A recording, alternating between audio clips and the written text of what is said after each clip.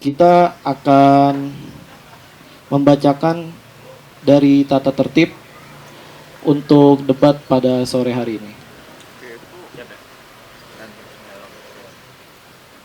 Ya, tata tertib untuk debat publik kali ini adalah yang pertama, semua yang menghadiri debat diwajibkan berpakaian rapi dan sopan. Panitia pemira diwajibkan menggunakan ID card. Panelis diwajibkan mengenakan PDH dari lembaga masing-masing. Paslon diwajibkan mengenakan alma mater. Yang kedua, panelis dan masyarakat memiliki hak untuk menanggapi sesi 1 dan sesi 2. Yang ketiga, panelis dan masyarakat dapat menanggapi setelah moderator mempersilakan. Yang keempat, semua elemen yang hadir pada debat diwajibkan untuk mengikuti protokol kesehatan dan menjaga ketertiban selama acara berlangsung. Sebelum kita memulai debat pada sore hari ini, saya akan membacakan tema untuk setiap sesinya. Pada sore hari ini kita terdapat 3 sesi. Yang pertama itu bertemakan Badan Eksekutif Mahasiswa berdasarkan Undang-Undang Dasar 1945 dan Pancasila. Atau yang melakukan musyawarah atau yang memberikan andil dalam hal musyawarah, sepertinya itu saja. Dan muncul pertanyaan, apakah musyawarah yang dilakukan, apakah pendapat yang dilontarkan itu mewakili gitu kan? Jawabannya ya memang subjektif, mungkin iya mungkin tidak gitu. Terus apa yang dilakukan? Baik lagi, kita harus menanam sesuatu itu dari awal, kita nggak bisa langsung loncat gitu.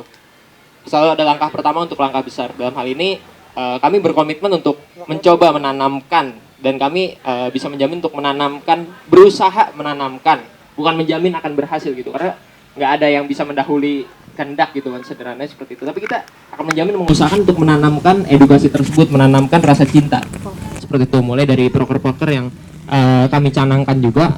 Sebelumnya di sini ada sesi pemaparan proker juga atau enggak nanti ada ya?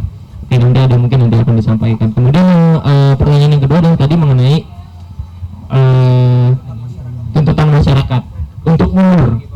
Ketika ada stigma masyarakat untuk mundur, lantas pertanyaan apa lagi yang mau dipertahankan? Artinya masyarakat sudah tidak puas dengan kepemimpinan yang kita lakukan. Ketika memang masyarakat meminta mundur, ya kami siap untuk mundur. Untuk apa? Kami mempertahankan ego, karena ketika memang kondisinya ya, ini bicara kondisi ketika masyarakat sudah menuntut mundur, artinya ada sesuatu yang tidak benar di diri kita, ya kita mundur. Tapi tentunya juga kita nggak hanya asal mendengar, karena kita juga harus bisa berdikari, berdiri di atas kaki sendiri. Nggak hanya ini turun, kita harus tahu dulu asas tuntutannya apa, mengapa dia menuntut kita turun, dan seberapa banyak elemen yang menuntut kami untuk turun gitu. Ketika memang ternyata elemen memenuhi dan memang tidak ada kepuasan dari masyarakat, tidak ada hal yang bisa dibanggakan atau tidak ada prestasi yang dilahirkan juga, dan memang ada tuntutan, ya mundur gitu. Karena ya udah nggak ada kepuasan, dan udah nggak ada kepuasan gitu ya. Tapi tentunya kita mengusahakan dulu kan, karena sebelum mengusahakan yang terbaik semaksimal mungkin. Dan ketika memang bicara puncak sudah dituntut, artinya udah di puncak gitu, bukan hanya sekedar omongan ini turun aja nih. Kalau hanya sekedar seperti itu akan jadikan masukan gitu untuk diri kita, apa yang menyebabkan kita harus mundur. Oh ternyata kita tidak mewakili masyarakat, lantas bagaimana kita untuk mewakili masyarakat, kita perbaiki. Tapi ternyata memang tidak bisa, dan bukan tidak bisa, ternyata memang masyarakat tidak puas gitu. Dan kita sudah berada di titik puncak nih, sekali lagi titik puncak bahwa Anda sudah tidak pantas untuk menjabat sebagai kabin dan wakabin gitu. Ya, kondisinya seperti itu. Sama seperti zamannya Pak Harto mungkin, ketika masyarakat memang sudah melakukan tuntutan untuk mundur, ya tidak ada yang bisa dilakukan lagi sebesar apapun kekuasaan yang Pak Harto miliki gitu kan. Seperti itu sebenarnya. Mungkin boleh. Atas untuk pertanyaan yang pertama ya, tadi membahas tentang hak berpendapat yang kurang dimanfaatkan. Makanya di sini selaku saya dan Gandhi akan masuk di dalam misi proker kami, yaitu dialog terbuka, itu dimana sebagai wadah masyarakat itu bisa melakukan aspirasinya gitu. Nah, untuk jawaban yang nomor 2, tadi nomor 1 sebatas itu ya. Untuk yang nomor 2 sendiri itu partisipasi politik mahasiswa.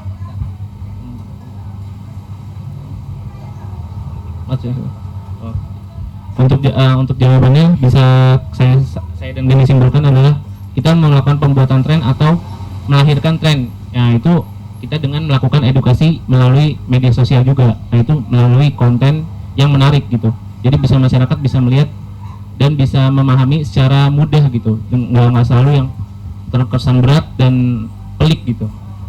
Yang ketiga dan keempat bisa dijawab oleh saudara Bandi. Oke, dan sebelum menjawab ketiga dan keempat, tadi menanggapi juga ya, sebenarnya betul kata saudara Fatih bahwa memang baiknya sebenarnya visi dan misi dulu di awal gitu ya. Tapi berhubung saudara running acara, jadi mungkin kita menghargai apa yang sudah disiapkan, jadi lanjutkan aja ya. Cek, oke, cek, tes. Oke, jadi sedikit menambahkan mengenai poin 1 dan 2. Cek. Ya, sedikit menambahkan poin 1 dan 2. Ini sebenarnya berkesinambungan ketika dikatakan bahwa berpendapat kurang dimanfaatkan ini kondisi di mana kita sudah menyediakan wadah tapi justru wadah itu nggak dimanfaatkan gitu kan. Nah, kembali lagi poinnya gimana caranya kita menanamkan awareness gitu. Nah, seperti yang tadi gue bilang, ini berkaitan dengan poin 2, gimana cara kita menanamkan rasa cinta tersebut melalui konten-konten ringan gitu. Bisa teman-teman lihat mungkin apa yang kita di Keprodi sebelumnya mungkin di BMFT sudah banyak beberapa konten-konten untuk mengedukasi, cuman mungkin sifat kontennya menengah ke atas gitu, dalam artian agak sedikit padat gitu dan berbobot. Nah, sebenarnya kalau kita melihat pangsa pasar masyarakat dalam hal ini mahasiswa senang sesuatu yang ringan dan mudah dipahami gitu. Makanya tadi saudara Nurul juga bilang bahwa kita akan menyediakan konten-konten yang ringan dan mudah dipahami. Kembali lagi, kita tidak akan bisa bergerak tanpa adanya edukasi ke masyarakat. Makanya pentingnya edukasi, kita akan melahirkan tren-tren baru. Dan ini mungkin kita namanya dengan bahasa sowan gitu. Artinya kita mendekat ke teman-teman dari kalangan baik itu himpunan ataupun kalangan lain, kita melakukan pendekatan sosial, kita melakukan bonding. Nah, ketika bonding itu sudah terjadi, akan ada edukasi yang terus mengalir. Jadi nggak lagi kita yang menjadi gurunya gitu teman-teman. Kita nggak lagi menjadi gurunya, tapi kita melakukan tutor ke teman-teman kita untuk teman-teman kita menjadi gurunya, kayak gitu. Karena kalau kita hanya satu subjek atau hanya satu bagian yang melakukan edukasi, tentunya akan berat karena supportive systemnya kurang. Mungkin bisa, tapi akan berat seperti itu. Jadi poin 1 dan 2 itu berkesinambungan gitu, melanjutkan jawaban gue tadi. Kemudian yang pertanyaan yang ketiga itu minim pembentukan komunitas gitu ya. Ketika tadi pertanyaannya tentang bagaimana kalau ada komunitas-komunitas yang memiliki paham ekstremis, tapi ternyata justru keadaannya malah minim gitu yang ada gitu. Nah, ini yang cukup menjadi masalah. Ini kalau tidak salah berkaitan dengan pemahaman yang satu arah aja gitu ya. Ya, pemahaman yang satu arah.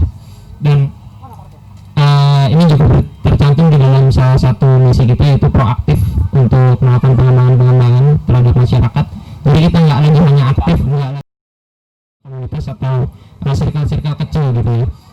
Kemudian yang keempat, kapasitas seseorang dalam mewakili elemen. Nah, tadi pertanyaannya adalah bagaimana ketika elemen orang ini ternyata sebenarnya kapasitasnya tidak mumpuni untuk mewakili suaranya seperti itu ya. Ketika dikatakan tidak mumpuni, artinya perlu ada edukasi lagi. Oke, anggaplah edukasi sudah terlalu bosan karena dari tadi terus disebut gitu, tapi memang itu menjadi pokok permasalahan. Kita mungkin akan bisa saja mengadakan pelatihan gitu. Pelatihan yang dimaksud adalah entah itu pelatihan kepemimpinan tingkat menengah, entah itu diadakan kegiatan-kegiatan untuk bonding atau studi banding. Dengan adanya hal-hal tersebut, maka elemen-elemen yang kita ajak dalam pelatihan itu akan menjadi teredukasi. Dan kalau memang dia memiliki kapasitas, kita yang membuat kapasitas tersebut, kita yang membangun dia untuk bisa mengembangkan kapasitasnya seperti itu. Karena kita nggak bisa melakukan selektif kalau misalkan memang SDM yang ada seperti sekian gitu. Dalam artian sama seperti kita membutuhkan 20 orang tapi yang mendaftar hanya 22 21 gitu. Kita nggak bisa selektif kan, kita nggak bisa memilih kan. Terus pilihan yang ada apa? Pilihan ada kita mengembangkan yang ada seperti itu tanpa mengurangi rasa hormat gitu ya. Tanpa mengurangi rasa hormat, kita mengembangkan yang ada. Kita belum sampai di titik dimana berpolitik menjadi tren di FPI. Kita belum sampai ke titik itu, karena ketika kita sudah mencapai titik itu kita bisa selektif. Tapi di fase sekarang kita lebih ke arah penanaman, pembentukan, dan pembangunan seperti itu. Mungkin Pak ini cukup baik, terima kasih. Sebelumnya kami atas nama dari Panitia Pembela FPI Universitas Padang 2020. Mohon maaf atas kesalahan visi misi yang belum dipaparkan di awal. Apabila tidak ada tanggapan lagi dari panelis dan masyarakat, baik silakan. Selamat sore, saya Marcadian. Tadi saya mengirim beberapa PNSMO yang keluar dari saudara calon ketua ini. Berbicara soal pendekatan secara soal, terus untuk mengedukasi. Nah, cara seperti apa di masa pandemi ini yang akan saudara lakukan untuk melakukan soal itu, pendekatan itu? Bahkan satu webinar tuh yang datang itu tahu sendiri, mungkin peminat itu kurang ya. Mungkin cara seperti apa di saat pandemi ini yang akan melakukan itu. Baik, terima kasih atas tanggapannya, silakan. Oke, terima kasih. Dan ini memang menjadi suatu problematika dan harus membuat kita membalik otak gitu dalam kondisi yang seperti saat ini. Karena mungkin bisa teman-teman pahami juga bahwa memang kita katakan soal itu menjadi salah satu senjata dan salah satu budaya yang ada di FTI, bukan? Nah, ketika kondisi seperti ini, betul sekali yang Bung Saudara Marcadian bilang bahwasanya bahkan yang hadir sedikit gitu ya di webinar. Inilah pentingnya ketika kita sudah melakukan bonding sebelum adanya pandemi gitu. Jadi kita nggak hanya tiba-tiba muncul lalu melakukan bonding.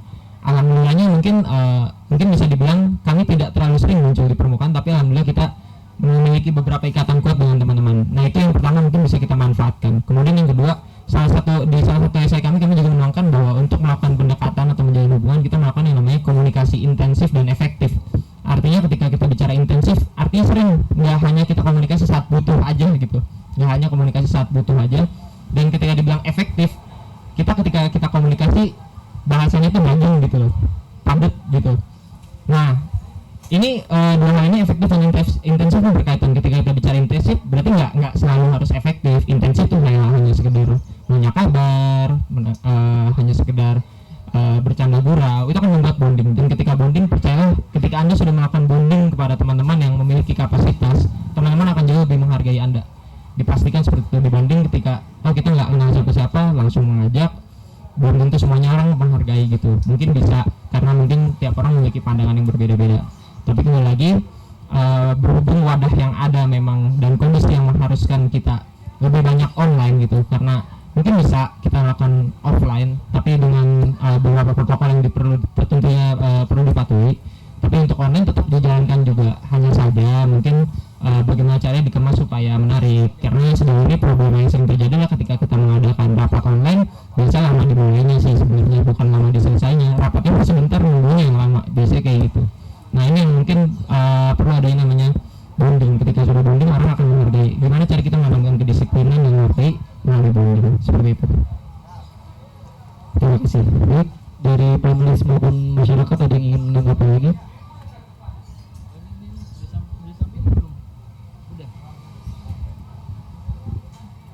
Baik, sudah tidak ada tanggapan lagi, dipersilakan untuk paslon memaparkan dari visi, misi, dan program kerja unggulannya. Oke, terima kasih kepada panitia yang sudah memberikan waktu untuk memaparkan visi dan misi. Oke, izinkan saya berdiri, kita perkenalan kembali ya biar lebih nyaman gitu. Nama saya Gandhi Pramana Putra, saya dari lulusan Teknik Mesin Region Depok. Kami memiliki visi yaitu menjadikan FTIUG sebagai fakultas yang plural dan nyaman untuk menciptakan masyarakat yang bersinergi dan berprestasi. Kemudian misi saya akan dibacakan oleh wakil saya. Untuk misi sendiri dan untuk menunjang visi kami juga memiliki misi yaitu membangun komunikasi efektif antar kalangan untuk baik di dalam maupun luar FTIUG. Yang pertama, yang kedua, kita akan melakukan proaktif dalam melakukan pengembangan keilmuan dan bakat dalam masyarakat FTIUG sendiri. Dan yang ketiga, kami akan menciptakan profesionalisme dan konsistensi dalam BEM FTIUG itu sendiri. Nah, untuk menunjang misi-misi kami, 3 pilar misi kami itu, kami juga memiliki 5 proker unggulan. Yang pertama yaitu ada UKM Expo, terus yang kedua ada dialog terbuka, yang ketiga ada FTI, kumpul teknik FTI, terus ada FTI evaluasi kampus FTI, evaluasi kampus, dan yang terakhir dekanat buka suara. Oke, nah berkaitan dengan 5 proker tersebut, itu ada 5 proker yang kami rasa menjadi salah satu problem solving untuk masalah yang kita hadapi. Contohnya dari UKM Expo gitu. Kenapa kita ngadain UKM Expo walaupun sebenarnya dengan kondisi yang saat ini agak sulit diadakan, tapi teman-teman perlu tahu bahwa penyerapan UKM di FTI itu cukup minim. Perlu teman-teman ketahui, dan ini menjadi concern kita. Bagaimana cara kita melahirkan prestasi bila justru UKM-UKM ini malah sepi gitu. Gimana cara kita mendukung adanya kemajuan, adanya perubahan kalau kita nggak melakukan penyerapan dulu nih di UKM. Nah, dari apa yang saya amati, karena saya juga salah satu pengikut kegiatan UKM basket di fakultas, saya merasa bahwa ada sesuatu yang kurang nih. Salah satunya adalah kita kurang wadah untuk mengumpulkan nih masyarakat yang memang minat basket misalnya, kayak gitu. Kita harus bisa mewadahi dengan adanya UKM Expo. Harapannya ya, tadinya kalau misal memang kondisi sudah normal, kita bisa aja menggelar sebuah kegiatan di mana UKM berkumpul sama seperti festival gitu, dan teman-teman yang dari fakultas melakukan pendaftaran. Sebenarnya ini akan sangat efektif ketika diadakan PPS PPT, karena situ dipastikan semua mahasiswa baru berkumpul. Lalu bagaimana kondisinya jika sebenarnya nggak ada waktunya kan? Oke.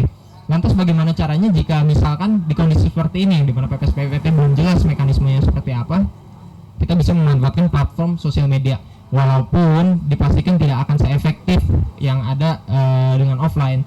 Tapi ketika kita hanya berpacu, oh ini nggak bisa kalau nggak dilaksanakan offline, kita menunggu offline sementara protokol belum jelas sampai kapan harus dilaksanakan, regulasi belum jelas, maka kita akan mati kalau kita nggak bergerak. Makanya kita tetap mencantumkan ini proker karena ini tetap harus dilaksanakan. Penyerapan UKM nggak bisa kita abaikan hanya karena corona kayak gitu.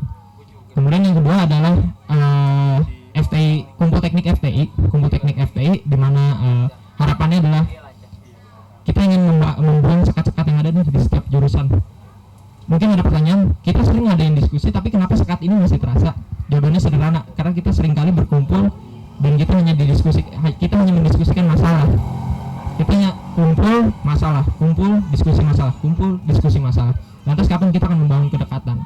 Ada waktu kita berkumpul nih, seluruh jurusan teknik di FTI, karena kita FTI, kita membahas sesuatu yang menyenangkan, kita membahas sesuatu yang memang menyenangkan, bercanda, sedagurang, dan nggak berat gitu ya, nggak hanya masalah-masalah itu harapan. Terus gimana kalau misalkan pandemi kayak gini? Harapannya tentu kalau untuk proker yang satu ini kita berharap protokol regulasi akan segera keluar, dan kita juga sama-sama berharap bahwa pandemi ini segera berakhir sehingga kita bisa menjalankan dengan normal. Lalu bagaimana jika memang nggak selesai, kita akan mencari regulasi cara baru, tentunya online, meskipun ini memang cukup berat. Tapi kita menyiapkan mekanisme online untuk kumpul teknik, dalam artian bukan kumpul terus hanya ngobrol, mungkin kita akan membuat rangkaian kegiatan pengganti kumpul teknik FTI ini. Intinya adalah poin utamanya ingin menyatukan dan membuang sekat yang ada kayak gitu. Kemudian yang ketiga adalah mengenai FTI dialog terbuka dulu ya, dialog terbuka. Mungkin ini seperti yang proker-proker yang sudah kita lanjutkan sebelumnya, seperti Kaskus atau Hari FTI. Cuman perbedaannya dari sini, poinnya adalah kita setiap kumpul nggak lagi hanya ditampung. Perbedaannya itu, kita kumpul nggak lagi hanya ditampung, tapi kita akan post, kita akan membuat konten apa yang sudah didiskusikan. Karena kan sangat sayang sekali ide-ide cemerlang dari teman-teman atau masukan hebat dari teman-teman, justru ya udah yang tahu hanya yang berkumpul aja gitu. Kita pengen apa? Bersama-sama mengevaluasi kampus, karena ini sebenarnya umum terjadi juga di kampus-kampus lain. Evaluasi yang dimaksud adalah membangun masukan positif untuk kampus, entah itu dari segi akademik maupun non akademik, sederhananya seperti itu. Kemudian yang terakhir yaitu kita mengadakan dekanat buka suara. Artinya ini adalah pembentukan konten-konten di mana kita seringkali menerima masukan lalu kita sampaikan ke pihak dekanat. Tapi sayangnya teman-teman ternyata nggak tahu kan apa jawaban dekanat nih. Nah, kita pengen ngepost jawaban ini, kita kaji dulu sebelumnya. Jadi kita melakukan diskusi terbuka sebelumnya. Diskusi terbuka, dari hasil diskusi terbuka mendapat input dari masukan-masukan masyarakat, kita bawa ke dekanat. Dari dekanat keluar outputnya dikaji, lalu kita post di konten supaya teman-teman tahu apa sih yang sebenarnya kita lakukan, apa sih progres apa yang sudah terjadi. Seperti itu sebenarnya teman-teman. Mungkin cukup pemaparan program kerja, dan mungkin nanti bisa tanggapi di sesi selanjutnya. Baik, terima kasih atas pemaparan visi misi dan program kerja Anda ini. Selanjutnya masuk di sesi untuk menanggapi dari visi, misi, dan program kerja unggulan dari pasangan calon Ketua BEM dan Wakil Ketua BEM FTI periode 2020-2021. Silakan untuk panelis dan masyarakat yang ingin menanggapi, dipersilakan.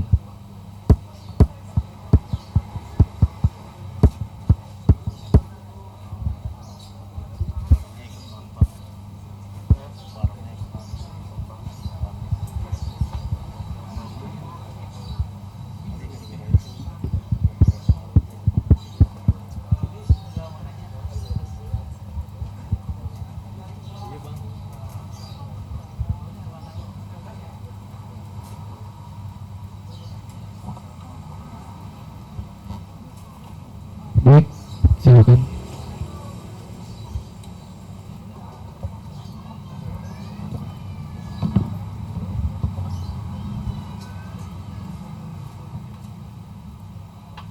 Bismillahirrahmanirrahim. Assalamualaikum warahmatullahi wabarakatuh.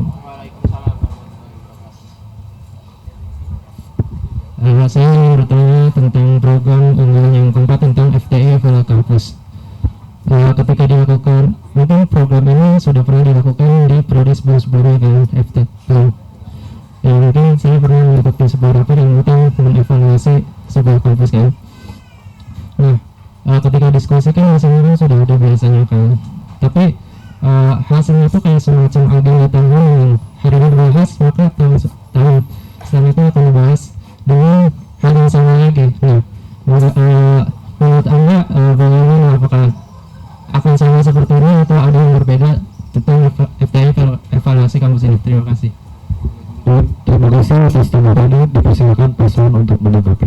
Ini saya semangat sekali menjawab pertanyaannya karena memang ini yang justru membuat kami melahirkan FTI evaluasi kampus, karena ini memang jadi problema gitu. Tiap tahun ke tahun kita selalu membahas masalah yang sama tanpa menghasilkan output gitu kan. Alhamdulillahnya kemarin kita berhasil mengadakan aksi gitu. Itu salah satu langkah kecil tapi besar gitu ya sebenarnya untuk kemajuan kita.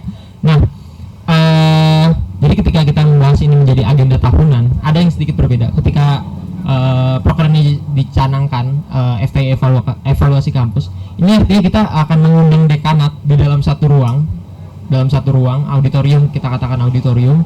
Kita akan mengundang perwakilan dari himpunan, BEM, dan mungkin kita bisa mengundang masyarakat yang dimana masyarakat ini dibawa oleh himpunan tentunya, dan kita akan melakukan evaluasi secara terbuka ke pihak kampus di dalam ruang auditorium misalnya seperti itu. Nah, harapannya adalah dengan evaluasi yang disampaikan bisa langsung dengar. Nah, evaluasi yang disampaikan ini berbeda dengan audiensi terbuka. Kalau audiensi terbuka kita menuntut, kalau FTI evaluasi kampus kita mengevaluasi apa saja yang sudah ada gitu. Jadi kita nggak hanya menuntut tapi kita memberikan solusi. Sebagai contoh misalkan di kurikulum saya di jurusan teknik mesin ada kurikulum yang menurut saya sudah tidak lagi cocok ya, udah nggak lagi cocok, dan ternyata ini menjadi keresahan buat teman-teman di satu fakultas juga, bahwa ternyata kurikulum kita ini agak ketinggalan zaman dibanding fakultas lain. Kita sampaikan tuh di depan dekanat dan rektorat bahwa kurikulum ini udah harus diganti, karena umumnya kampus lain pun ada mengadakan evaluasi kampus gitu, dan kita mencoba modifikasi dengan mengundang masyarakat juga, di mana kita juga sebenarnya memiliki budaya yang kuat akan hal mengevaluasi kampus. Sayangnya memang betul kata saudara Warik bahwa masih saja menjadi agenda tahunan saja sebenarnya gitu kan, tanpa menghasilkan output. Nah, harapannya dengan kita mengevaluasi kampus, kita berbicara di depan rektorat atau dekanat, ini menjadi titik balik untuk mereka mengevaluasi diri, karena ada kalanya kita memposisikan kampus ini sebagai badan yang harus terus memperbaiki diri gitu loh. Kita nggak bisa membiarkan kampus ya udah dengan kondisi ya udah gini aja. Contoh sederhana lagi, kenapa pembayaran baru sekarang bisa online? Dari dulu kita harus ke bank itu kuno banget gitu kan. Itu sebenarnya bisa dimasukin ke evaluasi kampus, cuman sayangnya udah dirubah gitu sekarang kan. Tapi tentunya nanti akan ada lahir lagi tuh evaluasi penting. KRS sekarang sudah oke, karena kita sudah bisa online. Tapi mengenai hal-hal lain kita perlu diskusi sampai akhirnya nanti ini berkaitan dengan dialog terbuka. Dari dialog terbuka keluar inputnya kita bawa juga ke FTI evaluasi kampus kayak gitu. Baik, dari panelis maupun masyarakat ada yang ingin menanggapi lagi?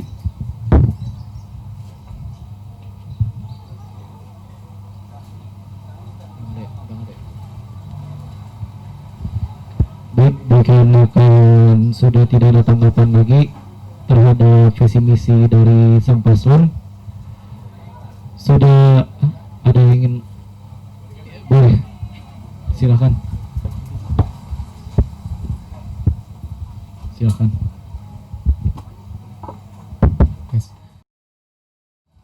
Dari hal ini bisa menjadi salah satu pandangan sederhana kenapa BEM perlu dibentuk untuk mensentralisasi elemen-elemen yang ada di fakultas itu sendiri, dalam hal ini himpunan.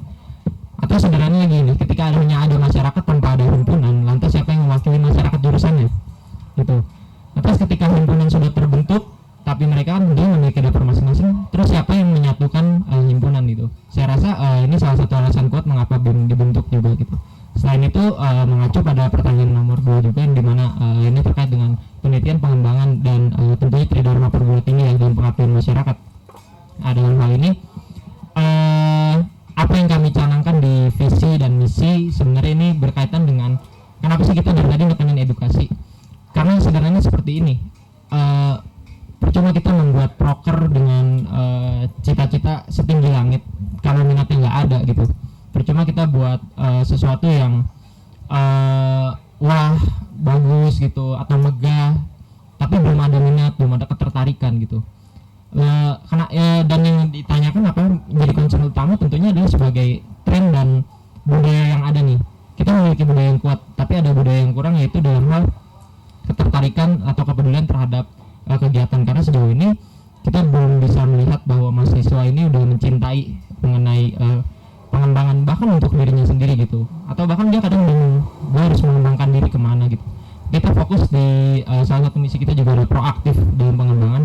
Nah ini mungkin berkaitan dengan tridharma, artinya kita nggak hanya lagi mewadai seperti yang saya sudah sampaikan, kita juga pro dalam artian kita benar-benar membimbing mereka nih. Contoh PKM, Gunadarma bisa dinilai sebagai salah satu kampus yang PKM-nya ternyata cukup sedikit minatnya gitu. Beda jauh sama teman-teman di kampus lain yang kita ambil contoh KMFT UGM, keluarga mahasiswa Fakultas Teknik UGM. Dia kalau tidak saya tidak salah baca, satu fakultas dia mengirim sekitar 17 atau 27 tim PKM. Dan itu lolos gitu, maksudnya lolos tahap yang tahap pertama atau tahap kedua gitu. Sementara di Gunadarma, alhamdulillah kemarin ada ya dari teknik informatika juga. Itu kalau nggak salah ada satu tim, tahun lalu juga ada. Nah ini kan masih sedikit gitu. Ini yang menjadi concern utama.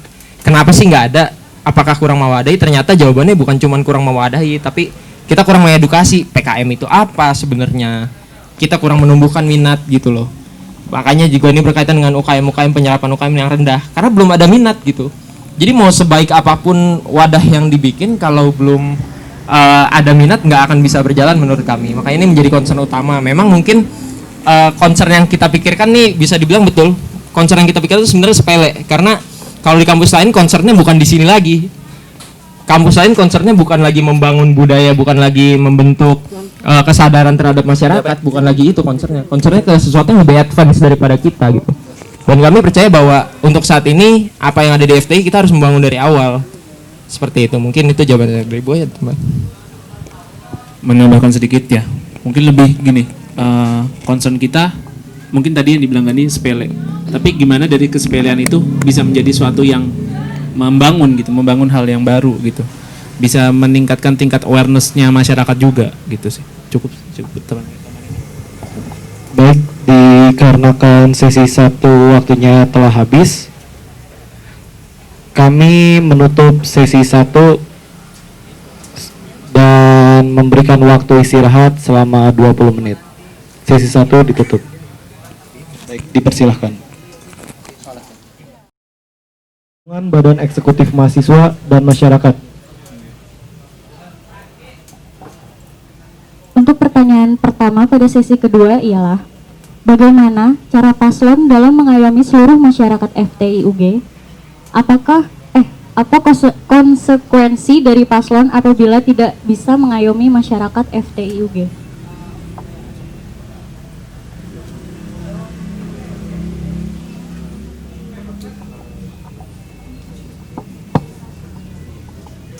Saya jawab ya. Untuk tadi yang membahas apa? Yang awal satu. cara paslon dalam mengayomi seluruh masyarakat? Untuk cara kami sendiri itu kita melakukan komunikasi efektif yang seperti apa? Jadi efektif dan intensif. Jadi kita dari proker yang kami jalankan juga itu bisa menjadi salah satu jembatan kami itu untuk melakukan komunikasi yang efektif dan intens. Nah, dari sini terus yang ke selanjutnya konsekuensinya. Untuk konsekuensi sendiri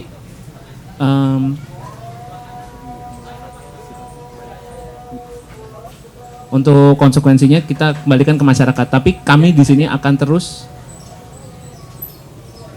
azan break sebentar. Kalau konsekuensi sendiri nggak bisa dibicarakan secara gamblang bahwa ya kami menerima konsekuensi masyarakat. Tapi di mana di sini kita atau kami semua yang ada di sini bisa menjalankan amanah itu sebaik mungkin gitu, bertanggung jawab sebaik mungkin, bisa mengemban tugas dengan baik.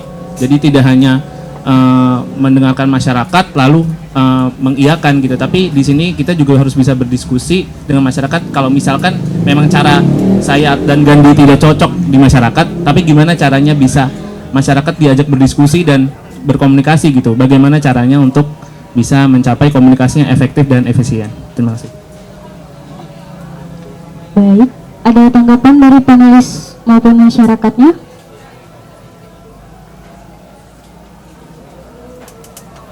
Jika tidak ada, lanjut ke pertanyaan yang kedua. Ketika kalian menjadi ketua BEM dan wakil ketua BEM FTI nanti, apakah kalian ingin mengikut sertakan UKM-UKM di kampus dalam program kalian untuk mensejahterakan mahasiswa FTI? Jika iya, program apa yang akan kalian adakan untuk hal ini? Oke, akan saya jawab ya. Untuk UKM sendiri, balik ke misi kami di sini untuk membangun komunikasi efektif yang akan dilaksanakan di dalam UKM Expo itu sendiri. Nah, UKM Expo sendiri untuk mewadah UKM.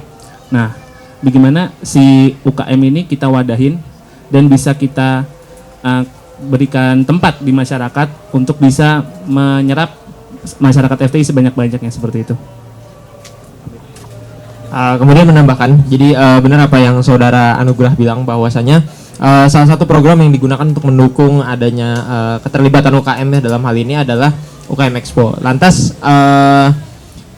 akankah kami mengikut sertakan UKM dalam kegiatan-kegiatan kami? Tentu jawabannya iya.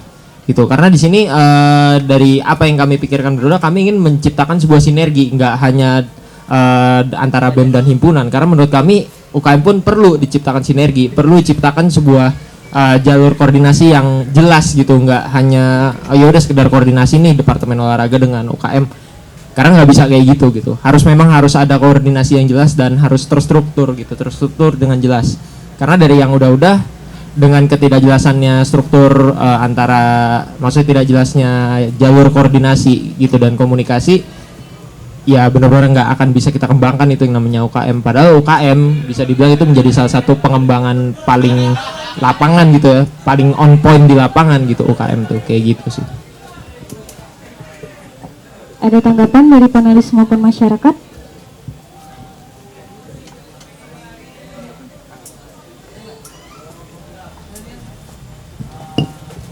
Ya, silakan. Assalamualaikum warahmatullahi wabarakatuh. Jadi ini ada beberapa poin yang ingin saya tanggapi. Pertama, bukan tugas BEM untuk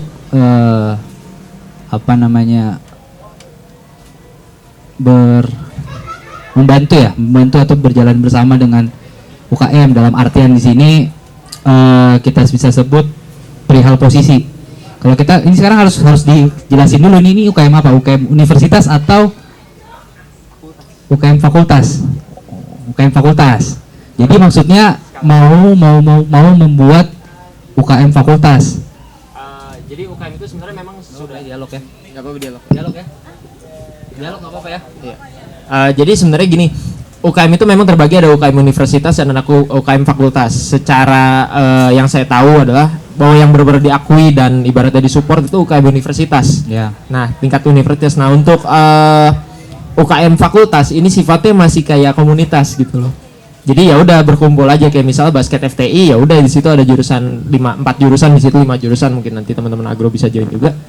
Ya udah dan terbentuk lah. Nah, sayangnya karena ini bentuk kayak komunitas, memang ada ketua, ada strukturalnya, tapi menurut saya ini lepas dari pengawasan, bukan lepas dari pengawasan, kurang mendapat support gitu dari kita yang mengerti mengenai strukturalisasi, mengerti mengenai gimana sih caranya kita bisa ngembangin nih UKM FTI gitu. Mungkin kita jarang dengar juga kan kayak lomba-lomba FTI, tim FTI gitu dalam garis besar mengirim untuk mengikuti lomba gitu. Ini yang pengen kita kejar gitu sebenarnya, sederhananya gitu. Kita pengen fakultas kita menciptakan prestasi gitu, baik dari segi akademik maupun non akademik. Nah dalam hal ini BEM selaku ibaratnya mewadahi juga dalam hal akademik dan non akademik gitu, karena kita main olahraga gitu dalam pencakupannya. Kita pengen itu tuh berintegrasi dan bersinergi kayak gitu sih Bang. Oke, berarti yang pertanyaan tadi kita simpulkan karena mungkin tadi saya nanggapnya UKM universitas.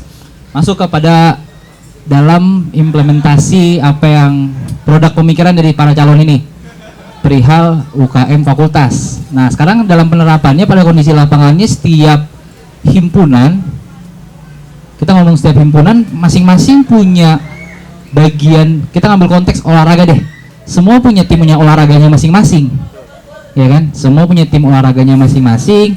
Semua punya goalsnya ataupun punya setiap bagian olahraganya punya tujuannya masing-masing ataupun punya target lomba apa yang ingin mereka ikuti. Nah, sekarang ini dalam pelaksanaannya di lapangan nanti si komunitas ini akan mengambil ranah seperti apa? Apakah bakal langsung terjun bareng bersama himpunan dalam setiap kegiatan lomba yang internal jurusannya sendiri, ya kan? Atau mungkin hanya mewadahi se-FTI aja, itu aja sih. Oke, jadi ini pertanyaannya sangat baik karena untuk menjelaskan juga ya. Jadi gini, tentu di setiap jurusan punya dapur masing-masing perihal keterikatan olahraga ya. Dan ini memang menjadi dapur dan kita nggak boleh tuh ganggu gugat. Kita hanya boleh mensupport nih, gitu kan ibaratnya. Nah, yang kita wadahi di sini adalah yang memang sifatnya murni fakultas gitu, dalam artian gini. Kita menyediakan sederhananya aja ya, sederhana. Sejauh ini salah satu UKM yang memang cukup kenceng di FTI itu ada basket dan futsal gitu. Kalau di basket sendiri memang tetap berjalan sih latihan setiap jurusan. Mungkin karena juga tiap jurusan kayak seperti jurusan mesin dan elektro itu masih sedikit basketnya, jadi nggak bisa tuh bikin latihan jurusan gitu kan. Tapi untuk industri bisa mandiri.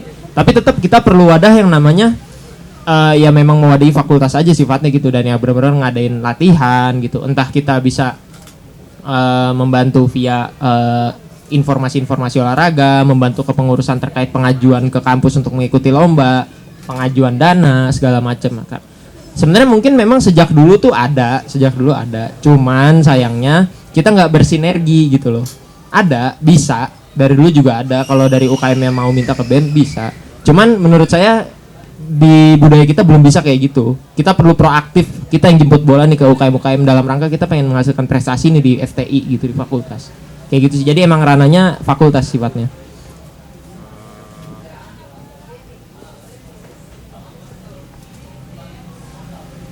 Ada tanggapan lagi mungkin? Cukup ya? Oke. Oh, ada. Ya boleh.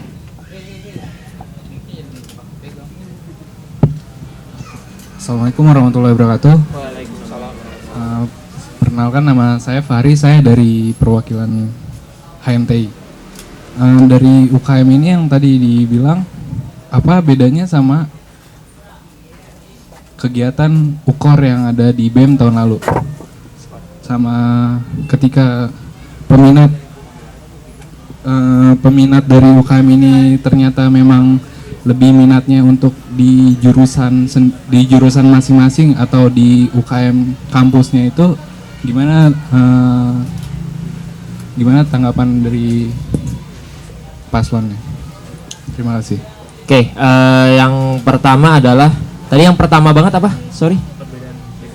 UKOR. Oh, UKOR, perbedaan sama UKOR. Sebenarnya ini satu hal yang cukup sama, hanya saja dikembangkannya begini.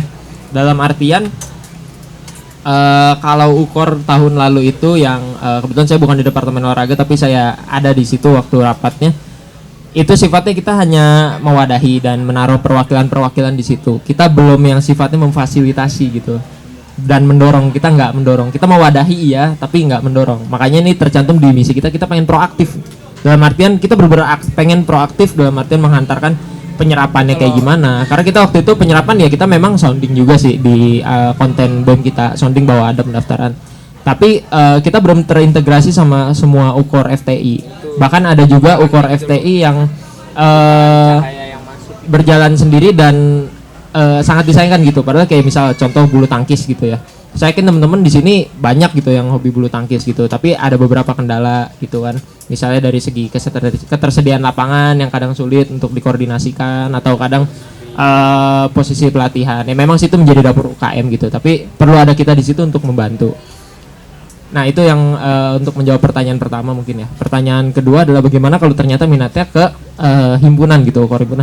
Nggak jadi masalah karena sifatnya ini bukan sesuatu yang harus dipilih. Jadi nggak harus kalau ikut ke universitas nggak bisa di fakultas atau ikut ke fakultas nggak bisa ikut di jurusan. Prinsipnya kayak saya ambil contoh di diri saya ikut basket di jurusan.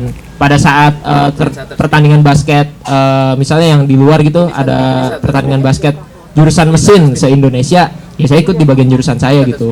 Atau ada pertandingan antar jurusan di FTI, ya ikut saya bagian jurusan. Tapi ketika nanti ada lomba antar fakultas, lantas di mana kan yang dibentuk gitu kan. Nah, tetap perlu ada yang namanya pewadahan fakultas. Jadi bebas aja mau milih itu ukor di himpunan, no problem. Bukan berarti kalau milih di himpunan nggak boleh ke fakultas, enggak. Jadi sifatnya ya kayak berjalan aja bersamaan gitu, berdua. Atau mungkin bisa kita integrasikan kayak contohnya mesin dan elektronik kan sedikit pemain basketnya. Kita bisa integrasi, jadwal latihan rutin FTI nih, yang benar-benar FTI kapan. Futsal juga termasuk demikian. Bulu tangkis, voli, dan lain hal sebagainya kayak gitu sih. Baik, mungkin ada lagi tanggapan? Ayo, boleh. Oke, terima kasih kesempatannya. Tadi kita udah sedikit bahas tentang kegiatan non ilmiah nih, ya kan? Ini kegiatan mahasiswa non ilmiah. Kemudian udah non ilmiah, tapi kita belum mengambil kegiatan-kegiatan yang ilmiah dan kegiatan-kegiatan yang sosial, ya kan? Secara pelaksanaannya pun nanti di lapangan itu juga harus menjadi aspek penting dalam pengembangan mahasiswa.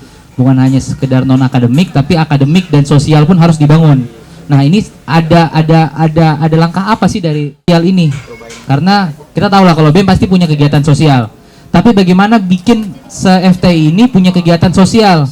Ini salah satu bentuk wujud implementasi dari Tridharma Perguruan Tinggi yang ketiga, pengabdian terhadap masyarakat. Ini jangan sampai kita kesampingkan hal-hal tersebut. Itu aja, terima kasih. Untuk yang menjawab pertanyaan Bang Fatih, boleh saya jawab. Untuk pewadahan yang di bagian akademik dan sosial masyarakat ya, itu kita makanya di sini balik lagi ke visi kami itu proaktif. Proaktif di sini bukan hanya dalam keilmuan dan bakat yang seperti apa, tapi bakat sosial masyarakat juga. Jadi mengembangkan awareness masyarakat untuk bisa sosialnya itu tumbuh gitu. Jadi nggak cuman hanya kita ngadain terus yang diambil itu saja gitu, tapi gimana cara ningkatin sosialnya juga gitu. Nah terus untuk keilmuannya sendiri itu kita kembangkan melalui kalau kayak kami ambil contoh tahun kemarin PKM diadakan untuk pewadahannya, tapi gimana kita juga bisa mendorong masyarakat untuk bisa lebih awareness atau lebih tahu nih dan lebih bisa bergabung gitu dengan kita. Lebih bergabung dengan kita kasih dorongan nih, kita kasih masukan bagaimana dia harus berkumpul dengan siapa, bergabungnya dengan siapa. Jadi kita berikan wadahnya yang lebih, dorongan yang lebih bagus lagi gitu. Ada tambahan juga. Nah, menyambung dari pernyataan Boy, benar ya. Ini kita melakukan evaluasi dari salah satu program yang menurut kami hebat gitu di periode sebelumnya, itu komunitas keilmuan. Jadi komunitas keilmuan ini sudah menciptakan sebuah wadah, cuman ya sudah wadah gitu. Nah kita pengen menciptakan sesuatu yang lebih, kita pengen nge-push masyarakat seperti yang tadi saudara Anugrah bilang, kita pengen nge-push masyarakat. Kita bukan hanya ngewadain, tapi kita yang nyari juga nih. Dalam rangka target kita misal target saudara kita pengen melakukan peningkatan pengiriman PKM di FTI. Caranya gimana, kita yang mencari gitu kan. kita nyari dari berbagai jurusan karena umumnya PKM salah satu kriteria yang baiknya adalah tercampur tuh dari berbagai jurusan dan angkatan gitu. Nah, siapa lagi kalau bukan BEM yang melakukan pewadahan gitu kan. Kalau misalkan tentu bisa himpunan, bisa dengan uluran tangan himpunan tuh nih. Kita berkoordinasi dengan himpunan. Tapi ya benar-benar itu kita proaktif. Nah, untuk dari segi sosial juga tadi sudah Boy bilang, jadi mengacu pada misi proaktif itu memang proaktifnya ke minat dan bakat dalam hal ini termasuk sosial masyarakat pun ke arah seperti itu. Dan seperti yang saya sampaikan di awal, kita masih di tahap edukasi, benar-benar kita masih di tahap edukasi dan pengembangan. Sederhananya seperti yang saya bilang, kalau di anak-anak mesin paham mobil gitu, semewah apa mobil kalau nggak ada akinya nggak bakal jalan gitu. Sederhananya gitu, karena nggak bisa starter juga, nggak bisa menjalankan kelistrikan yang lain. Kita pengen cari akinya dulu nih, kita pengen cari sumber masalahnya dulu nih, kayak gitu sih. Baik, terima kasih. Ada yang ingin menanggapi lagi? Apabila tidak ada yang ingin menanggapi lagi, saya lanjut untuk pertanyaan berikutnya. Bagaimana cara spesifik pasangan calon untuk menciptakan sinergisitas dan solidaritas yang baik antara BEM dengan 5 himpunan yang ada di FTI? Silakan dijawab.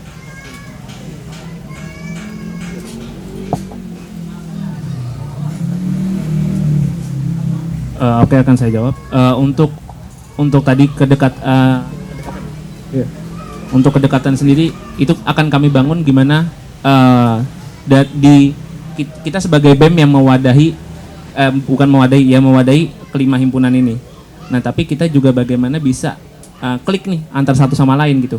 Jadi nggak cuman soal batas kerja terus, tapi bisa klik antar sosial hatinya gitu loh. Jadi nggak cuman membahas tentang proker atau segala macam, tapi bisa klik ketika ada permasalahan apa, dia bisa berbicara, maksudnya kami juga bisa memberikan solusi atau dia bisa memberikan pendapat untuk kami gitu, seperti itu. Jadi nggak komunikasi yang efektif tadi kembali lagi. Ada tambahan dari saudara? Baik, dari panelis maupun masyarakat ada yang ingin menanggapi dari pernyataan paslon?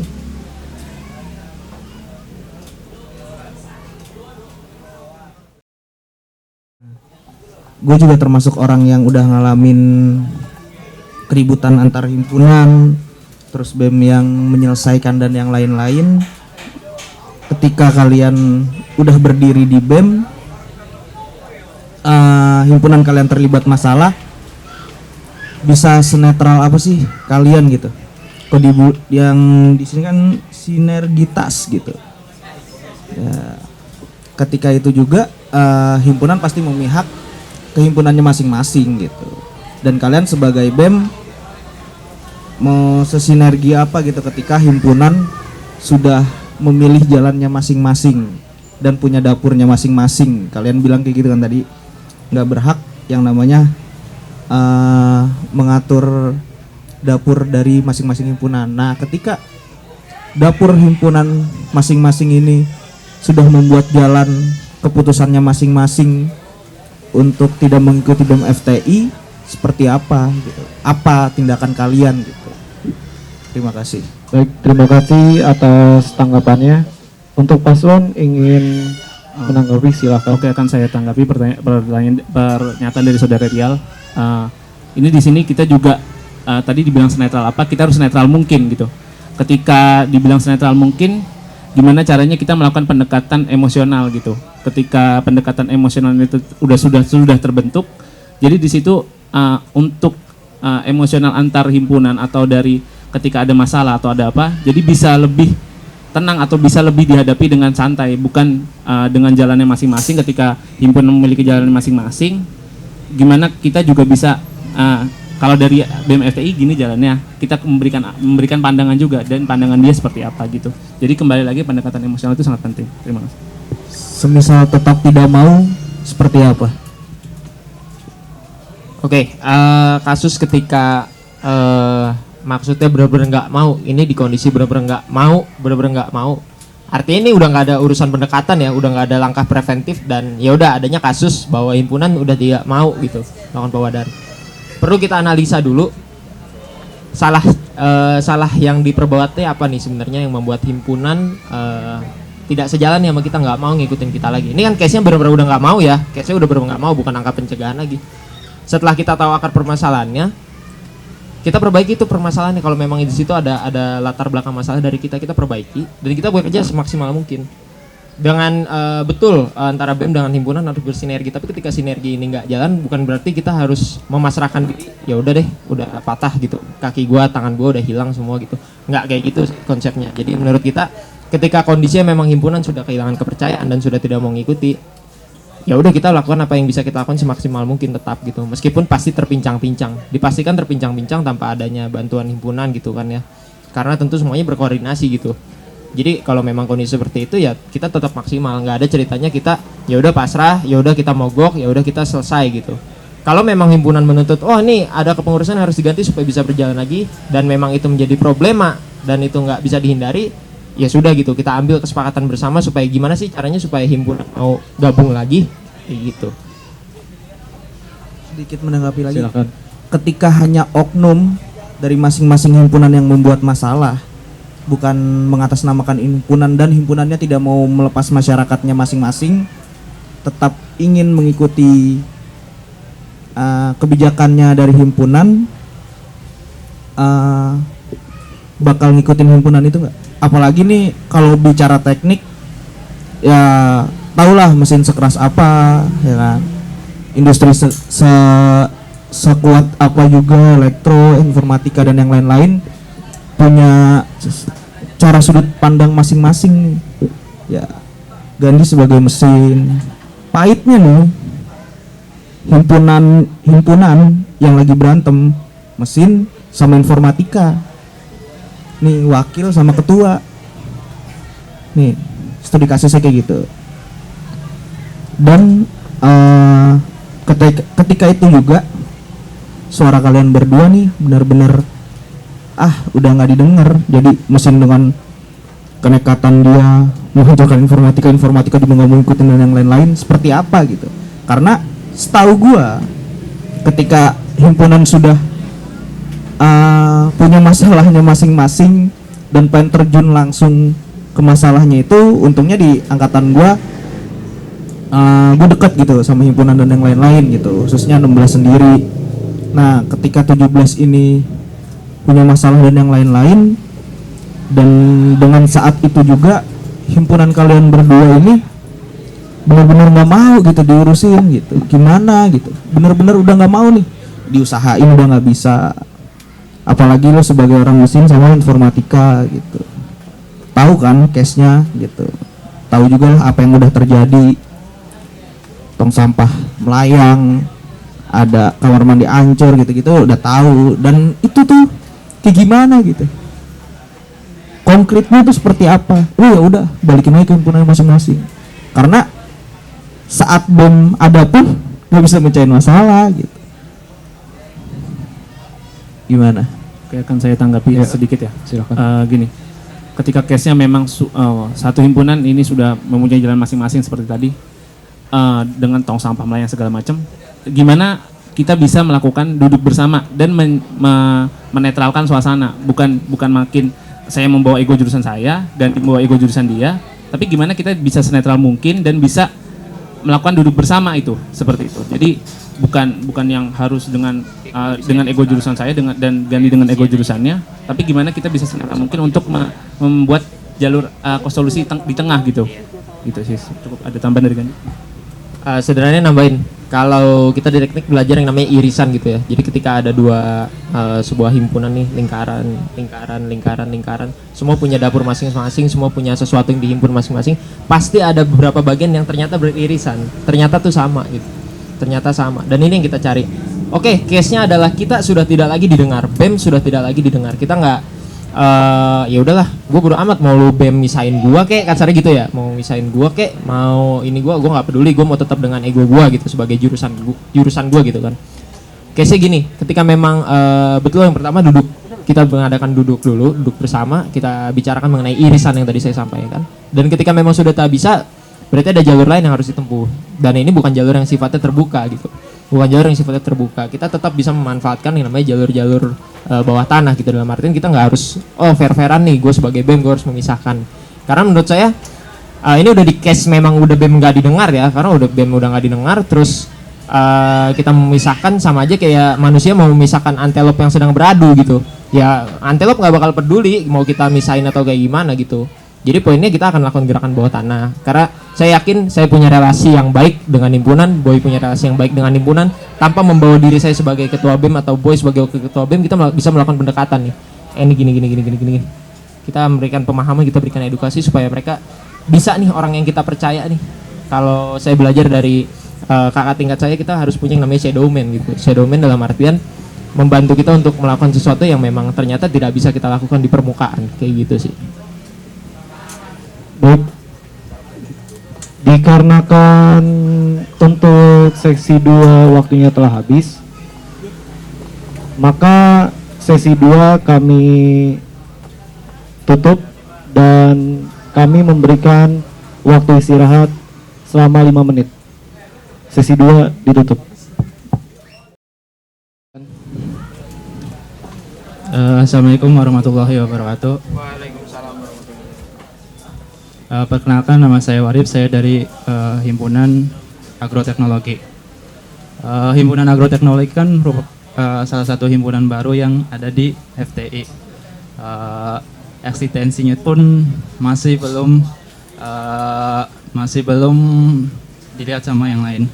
Nah, ketika Anda nanti menjadi ketua BEM maupun wakil BEM, apa yang akan dilakukan oleh Anda dalam berkontribusi dalam pelegalan himpunan kami? Soalnya dari himpunan kami pun masih belum legal. Terima kasih. Silakan untuk menanggapi. Oke, terima kasih Saudara Warif. Ini yang pertanyaan yang sangat penting karena terkait kelegalan himpunan, yang artinya ini akan menjadi badan yang akan selalu bekerja sama dengan kita, dan pentingnya kelegalan ini menjadi salah satu hal yang perlu diperhatikan. Jadi begini, mungkin selama ini antara BEM dengan Himagrotek tetap menjalani koordinasi, hanya saja masih dalam bentuk proker gitu. Kita belum membantu teman-teman agrotek dalam pelegalan ya. Saya merasa seperti itu, dan kami berdua berkomitmen bahwa ketika memang nantinya kami terpilih, kami bersedia dan siap untuk membantu teman-teman dari Himagrotek untuk melakukan pengajuan pelegalan ke kampus. Karena saya rasa ini menjadi hak Himagrotek untuk memiliki kelegalitasan gitu. Karena mengacu juga ke pasal 28E di mana setiap orang berhak untuk berserikat dan berkumpul. Apalagi ini sifatnya himpunan yang notabene internal sebetulnya gitu. Maksudnya iya nggak dilegalkan gitu. Pun juga dari yang saya dengar dari teman-teman Himagrotek juga sudah punya pembina ya, kalau tidak salah. Memang kita belum melakukan pendekatan ke pembina dari Himagrotek. Mungkin itu bisa menjadi salah satu upaya untuk melakukan pelegalitasan juga lewat pembina. Tapi yang pasti kita berkomitmen untuk membantu. Salah satunya adalah melalui birokrasi yang memang sudah disediakan, pastinya ke wakil dekan dulu kayak gitu.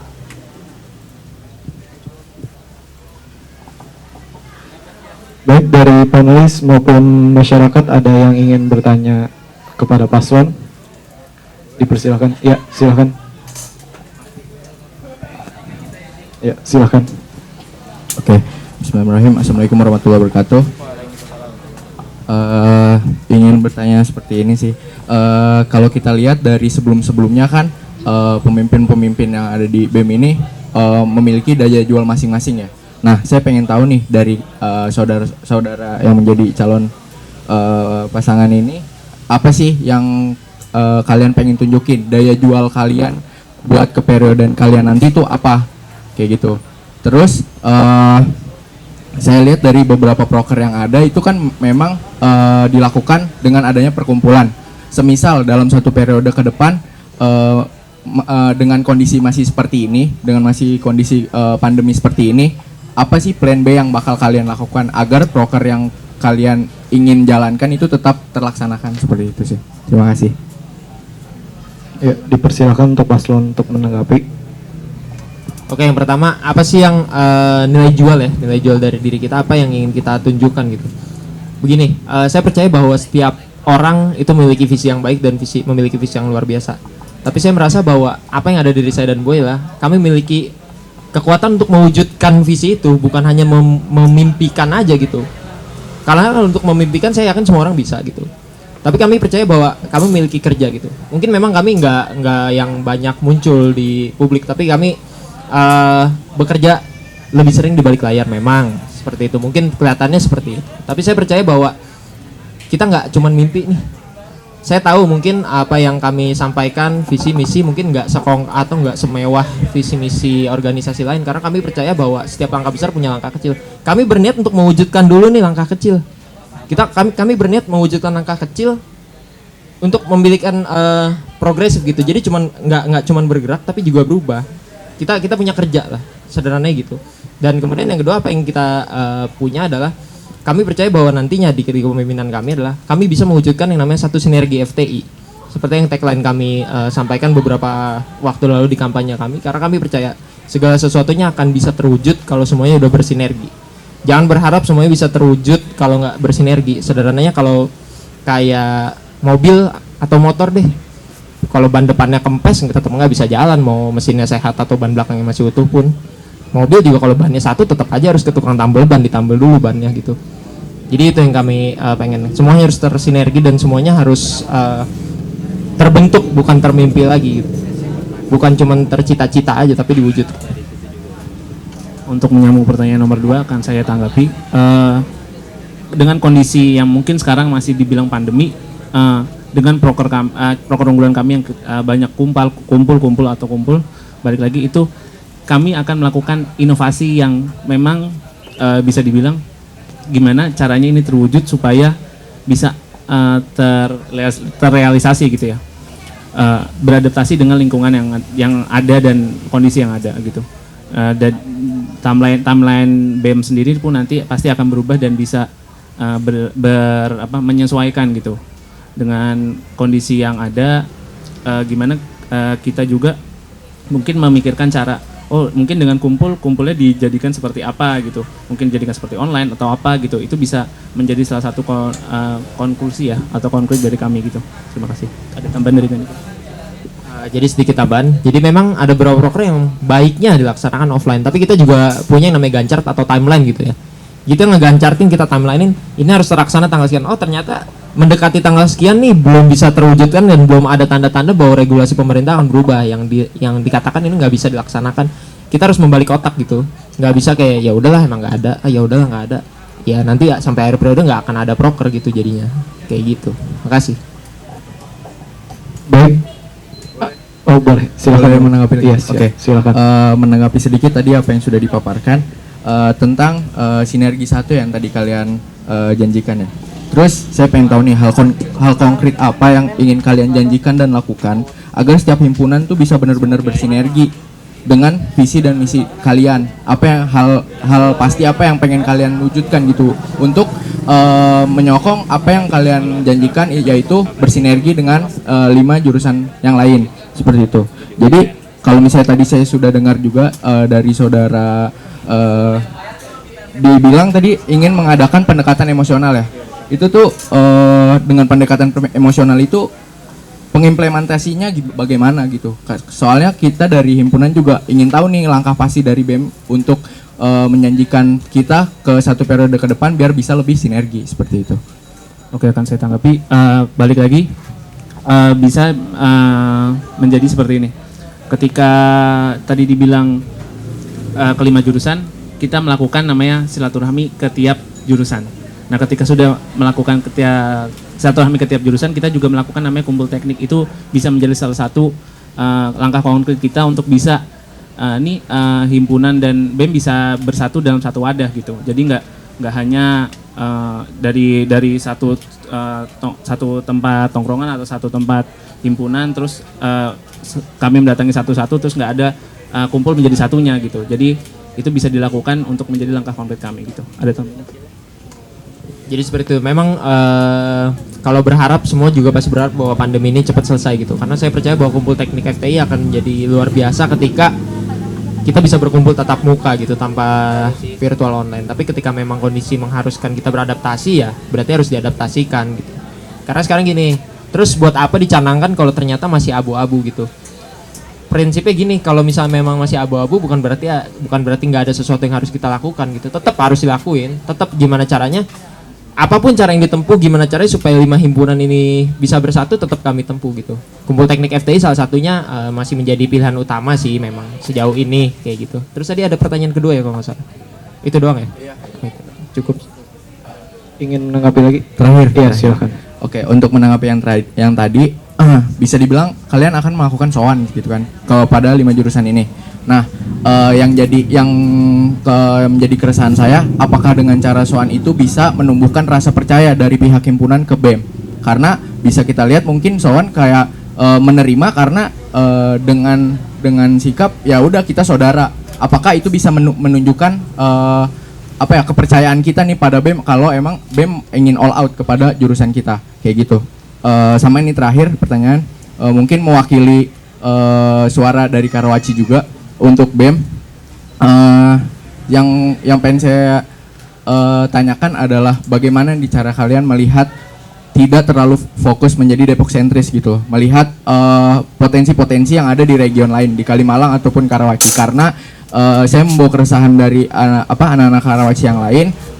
Sebenarnya dari Karawaci itu memiliki suara dan pemikiran-pemikiran yang bagus, namun karena masih agak terlalu memiliki paham Depok sentris, makanya jadi terlalu harus menunggu ketika ingin melakukan suatu aksi itu, jadi harus menunggu Depok dulu. Karawaci nggak bisa bergerak sendiri. Nah, dari kalian nih apa yang pengen kalian lakukan gitu agar suara di tiap region yang bukan pokoknya menghilangkan Depok sentris seperti itu sih.